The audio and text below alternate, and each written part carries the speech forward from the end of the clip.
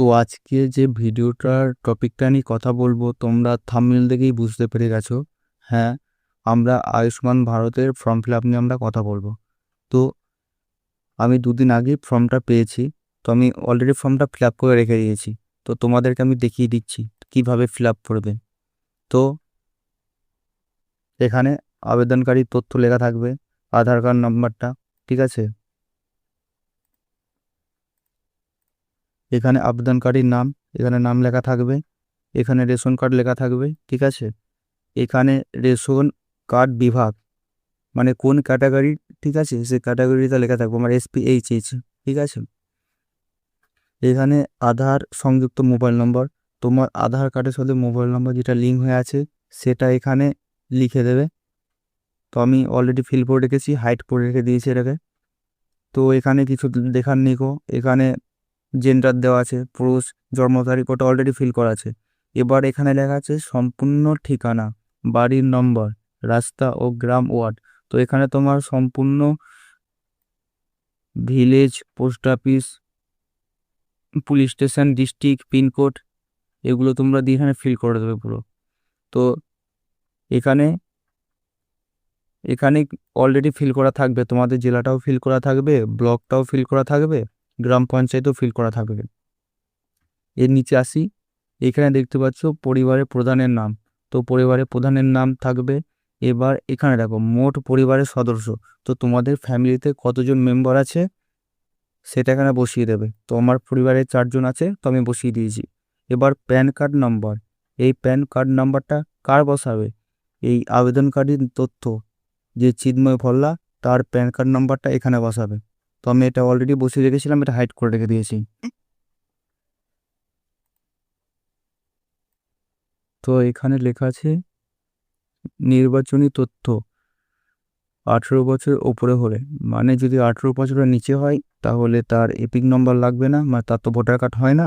তো 18 বছর উপরে যাদের হয়েছে তাদের ভোটার কার্ডের এপিক নম্বর, এসি নম্বর, পার্ট নম্বর এবং ক্রমিক নম্বর এগুলো তোমরা কোথায় পাবে আমি তোমায় বলে দিচ্ছি।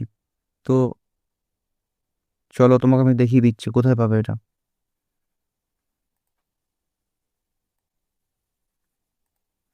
তোমরা দেখতে পাচ্ছ এখানে আমার এসি নাম্বার, ঠিক আছে, এসি নম্বর লেখা আছে এখানে 67 ঠিক আছে।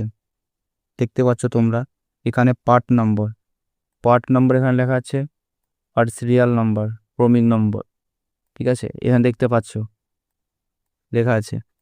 তো এটা তোমরা কোথায় পাবে আমি বলে দিচ্ছি। এটা যখন ভোটিং হয়েছিল তো তার আগে BLO প্রত্যেক বাড়িতে বাড়িতে দিয়ে গেছে, যাদের যাদের ভোটার কার্ডের নাম ছিল লিস্টে, তো তাদের কাছে এটা থাকবে দেখবেন রিসিভ কপি। তো সেই রিসিভ কপির মধ্যেই পুরো সম্পূর্ণ ডিটেলস লেখা আছে, এখান থেকে তোমরা পেয়ে যাবে। তো এখানে দেখতে পেলে ওখানে 67 এসি নম্বর ছিল, তো এখানে আমি 67 এসি নম্বর বসিয়ে দিয়েছি, দেখতে পাচ্ছ তোমরা। আর এখানে পার্ট নম্বর ছিল 100, ওটা তোমাকে দেখালাম। ক্রমিক নম্বর 157 ছিল, ওটাও দেখতে পেয়েছো তোমরা, বসিয়ে দিয়েছি। বা তার নিচে যেটা লেখা আছে স্বাস্থ্যসাথীর বিবরণ, তো তোমাদের স্বাস্থ্যসাথী কার্ড যদি থাকে তাহলে এখানে ফিল করবে, আর যদি না থাকে তো ফিল করার দরকার নেই। তো যাদের স্বাস্থ্যসাথী কার্ড আছে, তো স্বাস্থ্যসাথী কার্ডের নিচে দেখবে 17 সংখ্যার একটা ডিজিট আছে, সেই ডিজিটটা এখানে লিখে ফিল করে দেবে।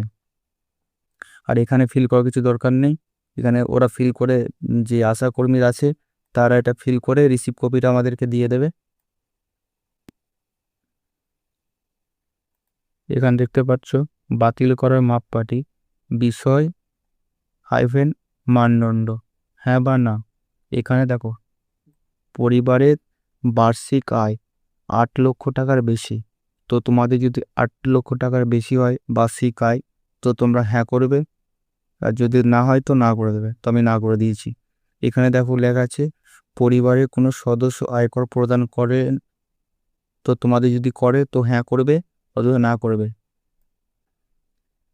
SIR বা WALN 2026 নির্বাচনে ASDDতে তালিকায় নাম পাওয়া গেছে কি না, তোমাদের নাম পাওয়া যায়নি, তো আমি এখানে না করে দিয়েছি। তোমাদের যদি নাম পাওয়া যাওয়া থাকে তো তোমরা হ্যাঁ করে দেবে। SIR আপিল ট্রাইব্যুনালে আবেদন বিচারাধীন রয়েছেন, তবে না করে রেখেছি। সিএতে আবেদন মূল ত্রুটি রয়েছে, তোমার না রয়েছে, তুমি না করে রেখেছি। তোমার যদি হ্যাঁ হয় তো হ্যাঁ করে রাখবে। অন্নপূর্ণা যোজনা উপভোক্তার তালিকা থেকে নাম বাদ দেওয়া হয়েছে, আমাদের না।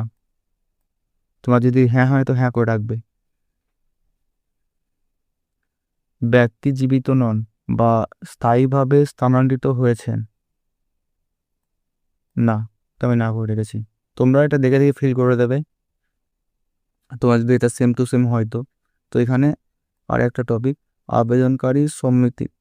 তো এখানে দেখো দেখাচ্ছি আমি এত দ্বারা ঘোষণা করছি যে উপরের তথ্য আমার জ্ঞান বিশ্বাস মতে সত্য এবং প্রযোজ্য ক্ষেত্রে আমি সমস্ত সহায়ক দলিল প্রদান করেছি। আমি জানি যে আমার দেওয়া কোনো তথ্য মিথ্যা প্রমাণিত হলে আমার সামাজিক সুরক্ষা সুবিধা বন্ধ করা হবে। এখানে একটা ভালো করে লক্ষ্য করে রাখবে, ঠিক আছে?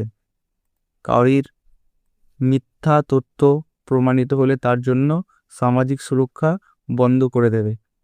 এখানে টিক করে তোমরা এখানে যার আবেদনকারী তার এখানে সিগনেচার করে দেবে। তো আমি এখানে আমার সিগনেচার করে রেখেছি। ব্যাস, আর কিছু দেখানোর নেই, এইটুকু দেখানো ছিল, এইটুকুই ফিল করবে তোমরা। আর এই ভিডিওটা যদি তোমাদের হেল্পফুল হয় তো চ্যানেলটাকে সাবস্ক্রাইব করে রেখে দেবে। আর যদি ফেসবুক থেকে দেখো তো ফলো করে রেখে দেবে এরকম ইনফরমেটিভ ভিডিও পাওয়ার জন্যে।